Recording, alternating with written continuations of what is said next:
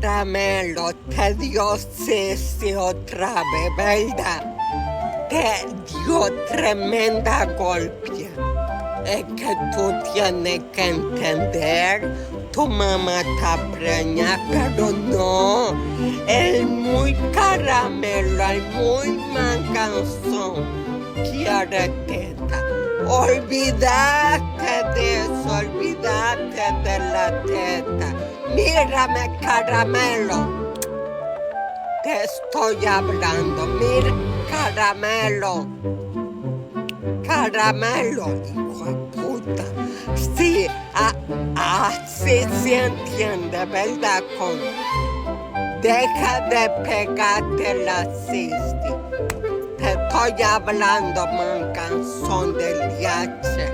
Por eso es que te dan tu rapa pollo después.